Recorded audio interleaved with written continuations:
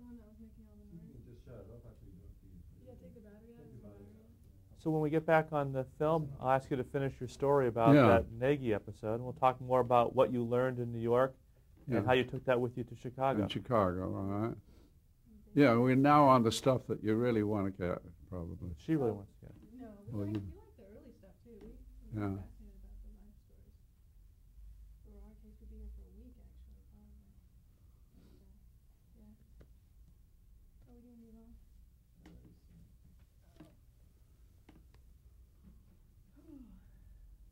When you're ready.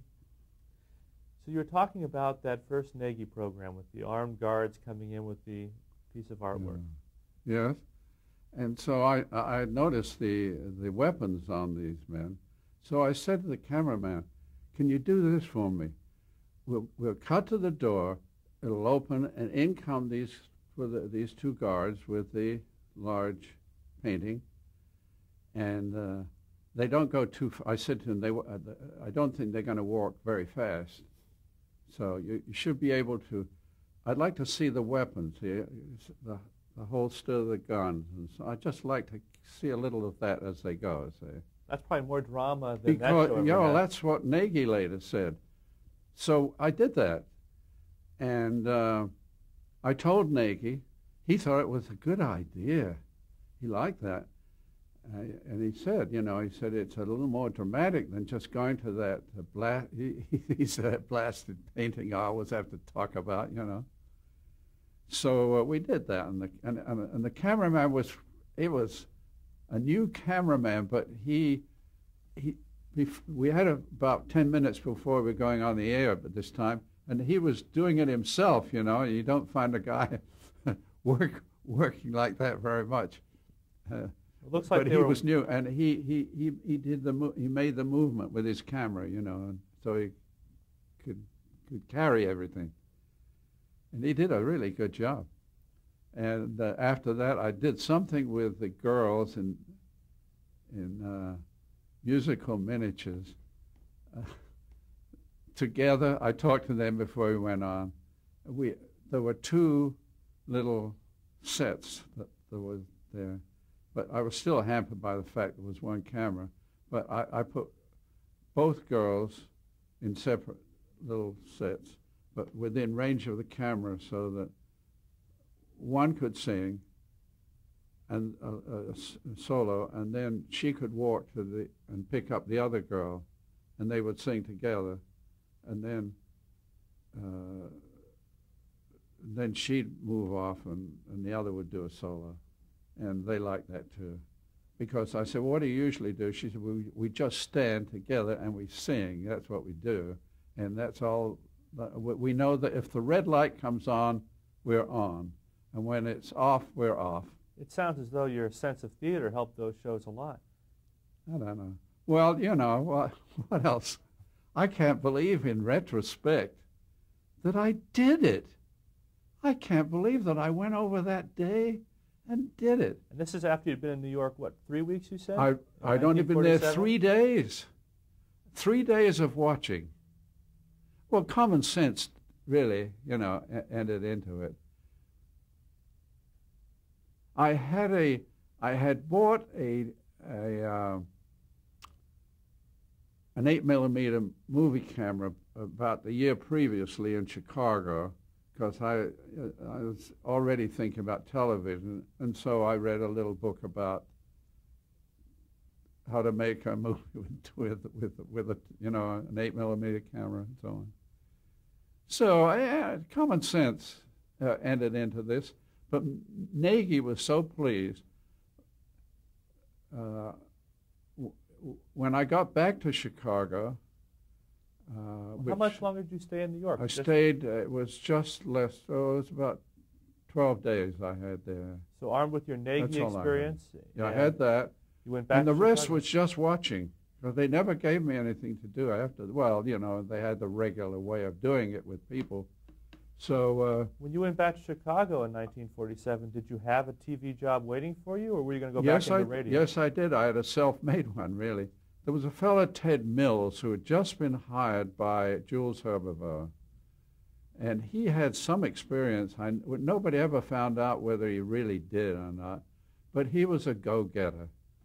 And when I got back, Jules felt that I should be involved, you know.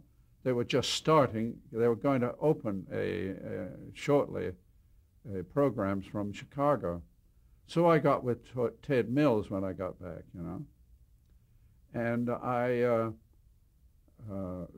learned the system used by the engineers in terms of the way they would operate. That is, you know, you could not talk to the cameraman. You could only talk to the switcher, and he would relay anything to the cameraman that you wanted to do.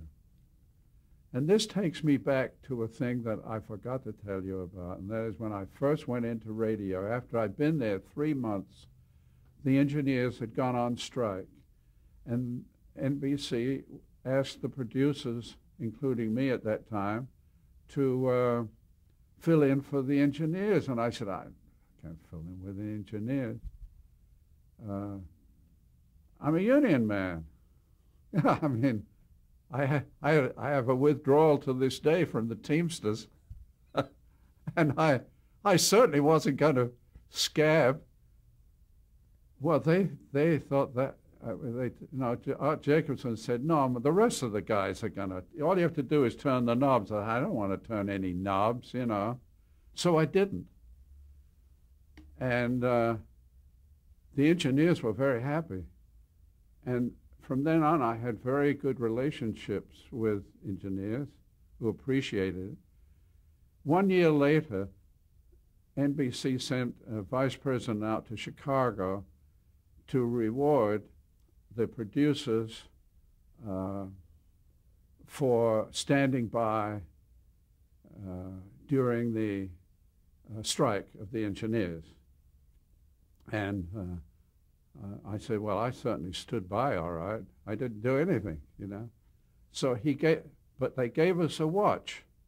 And I have the watch, and I shall reach over here and show a watch here is the very watch that each of the 4 of us got. And of course, I didn't help them break the strike, but I got a watch anyway. It's still a good one, and it still runs. Now, when you went back, I'm very proud of it too, because within another 2 years that I was there,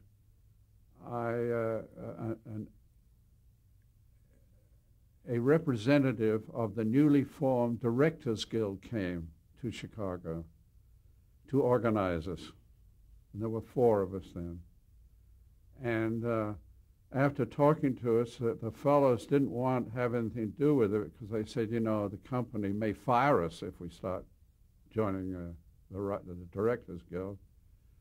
But the fellow was quite a good salesman who came from New York on this.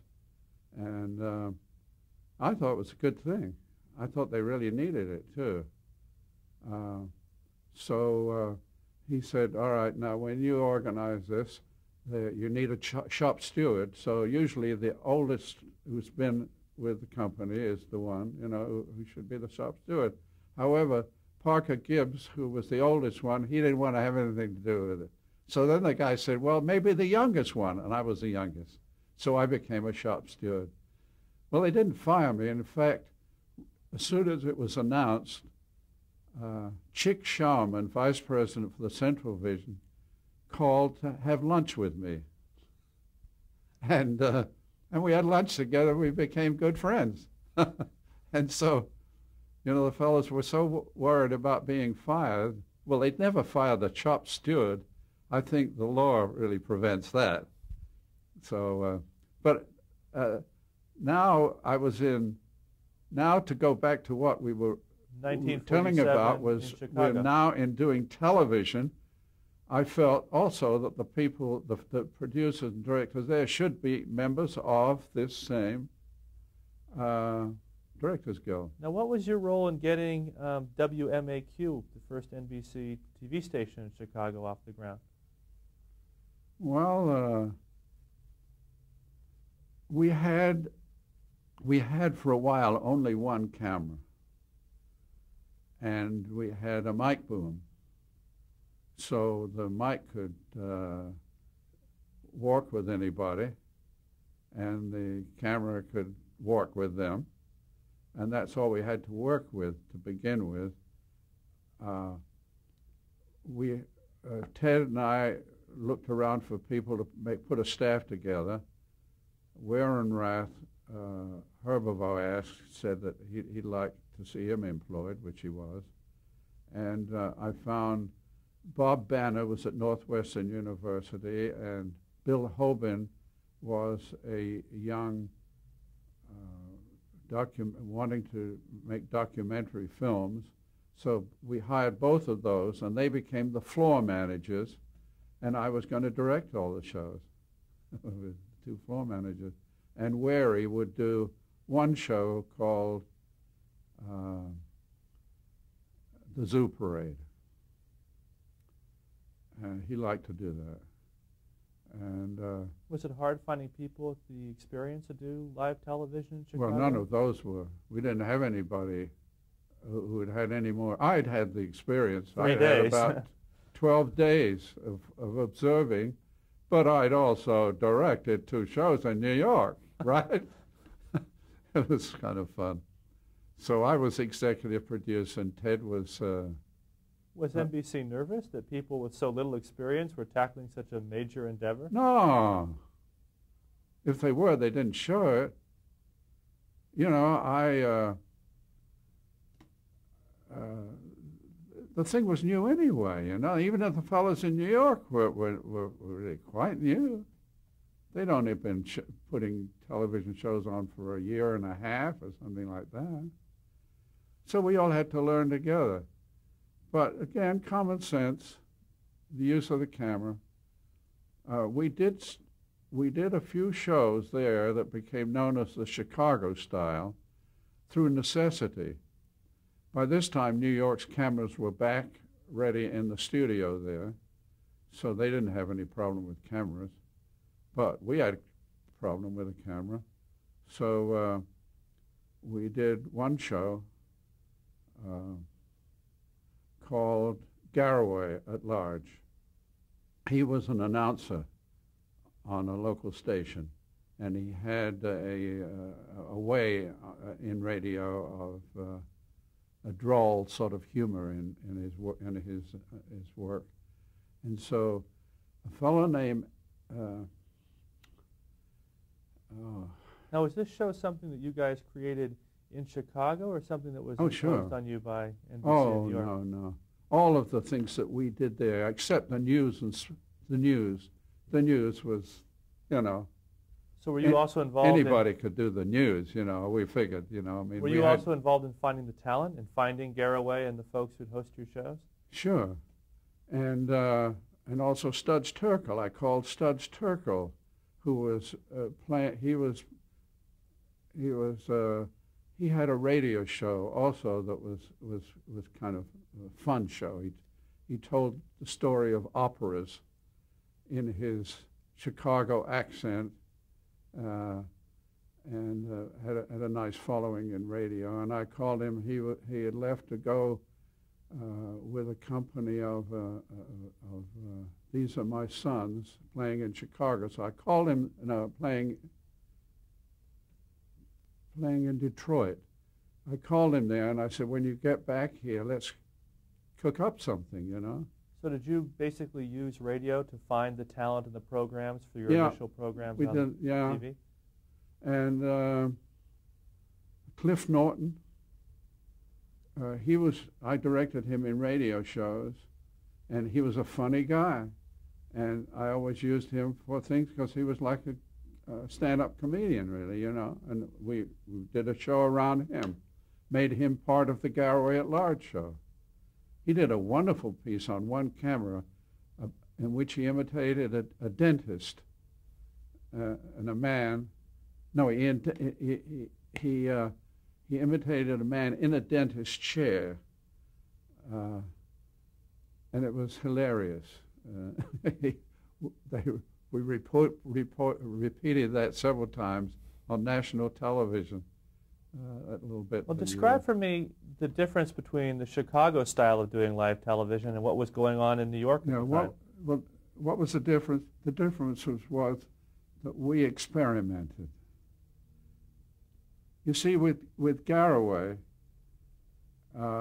we'd have a camera on Garraway to give the opening, and we had two singers whose names I can't remember. They were very good from radio, and they were good-looking girls. I mean, we picked two good-looking girls who happened to be singers, you know, and Cliff Norton. And after Garraway would open the show and talk for a bit, he would walk across to a set where one of the girls was. Maybe it was a South Seas set, you know, simple. And she would sing, and it would be a South Seas background. After she finished, he would walk some more, showing backstage just the bare walls and what happened to be there, you know, to another set where maybe it was a Cliff in a rowboat in front of painted waves. We made fun of scenery is what we really did. We showed them for what they were. They were false things, you know. And New York wasn't doing this? No, New York was no. maintaining What they the had, they were perfectionists when it came to trying to be so much like movies, you know. When they did a dramatic show, all the shots had to be just like you do in a movie, you know. And they certainly didn't have somebody walk from one set to another. They dissolved to another set with somebody, you know. So the audience liked it. They loved it. It was very, very popular. Now, this philosophy of showing the illusion for what it was, showing the sets, was this something that you innovated, or is it something you worked out with Charlie Andrews? Well, no, it came about really in a meeting with Charlie Andrews and Paul Reimer. Paul Reimer was a man who had Vic and Sade on television. He was a real oddball.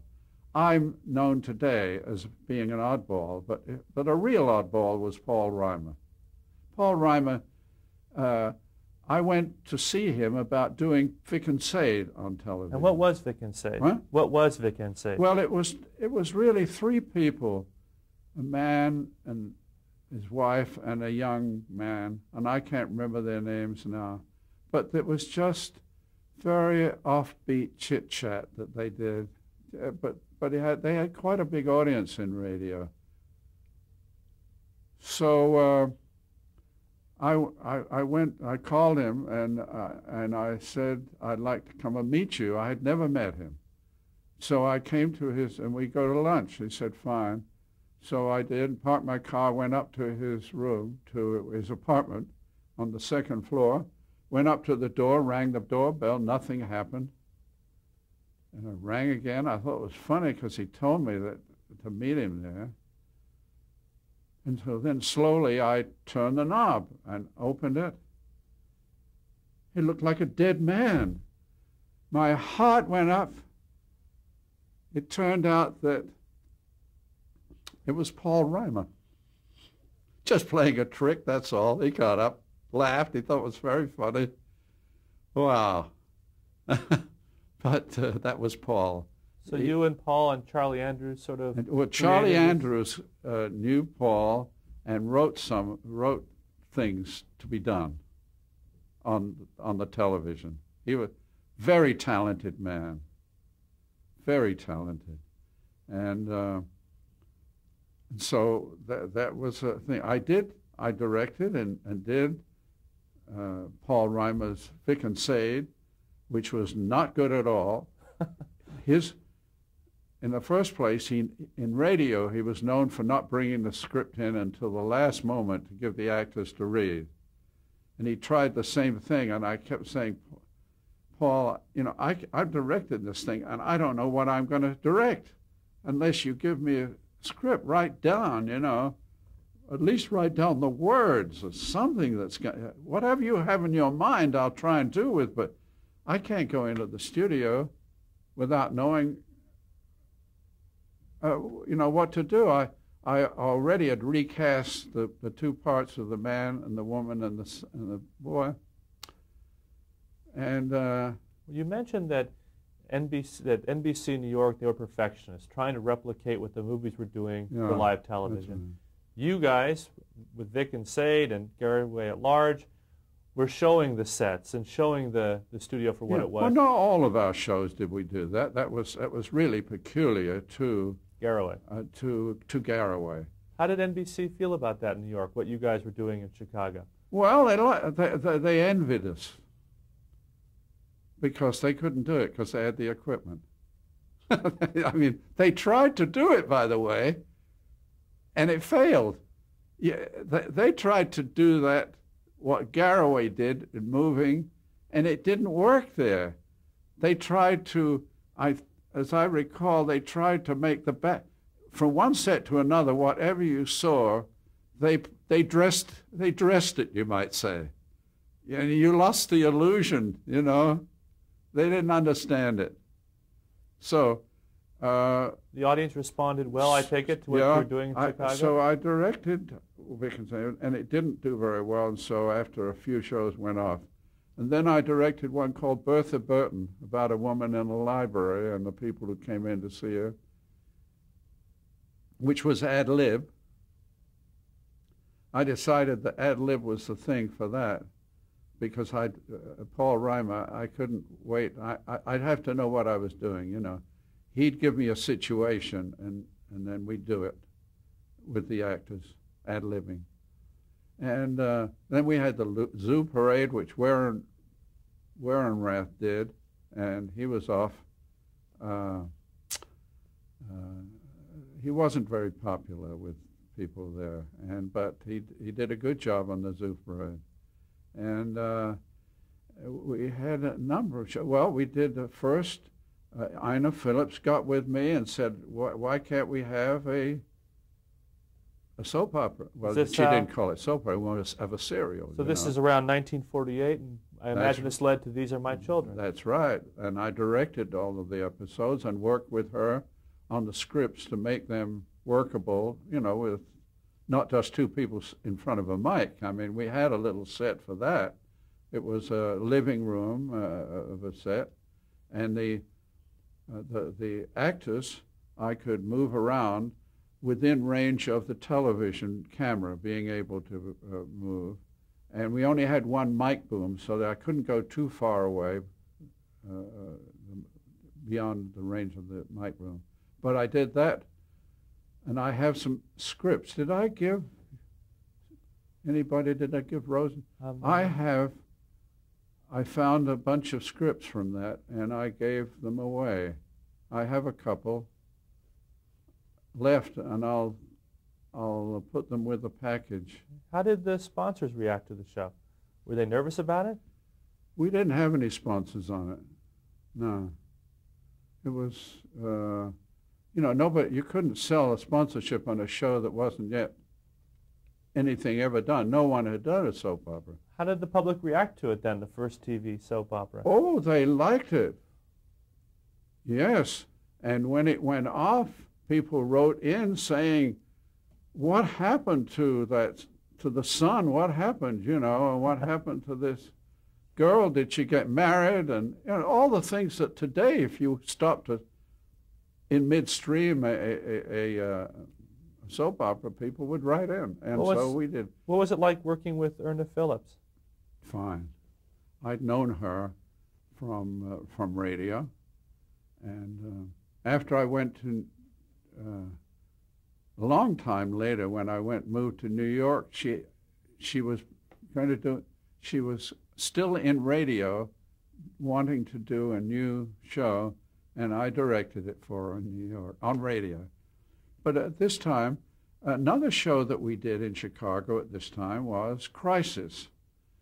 Adrian Spies, who I got to know, had been a reporter on the Daily News in New York and was now in Chicago. And I got together with him, and we concocted a show called Crisis, in which we made up a story in which there were two crises in a person's life where they had to make a decision. And what would they do? Which way would they go? What decision would they make? Were they going to stay or go, or whatever it was? And we would get a person we called the real person, as distinct from actors.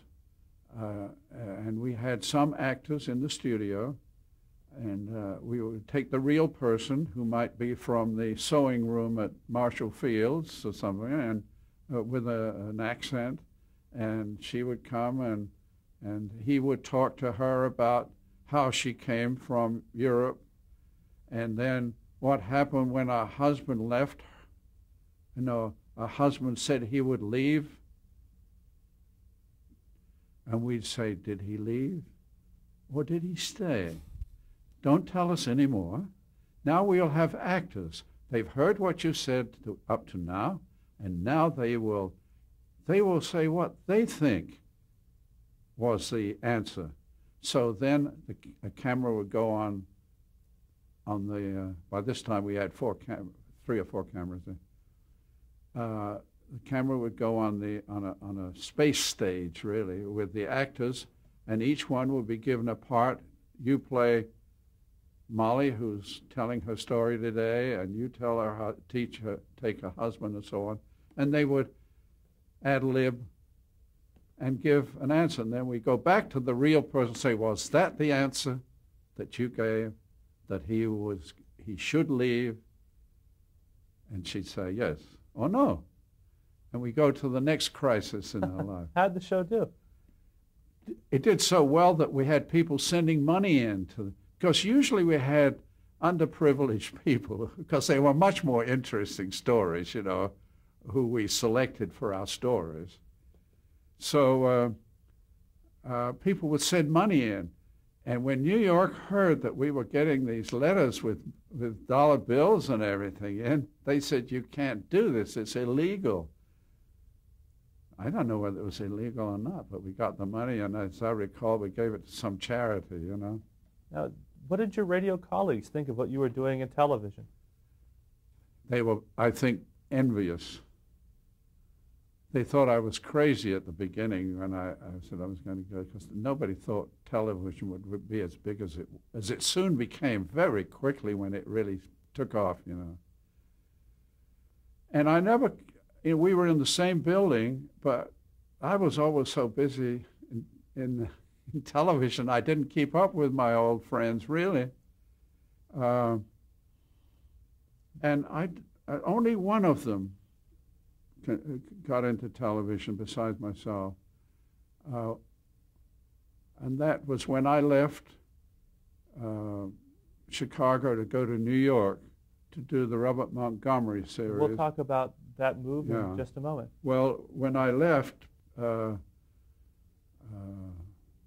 we'll talk about that on the next tape. Okay.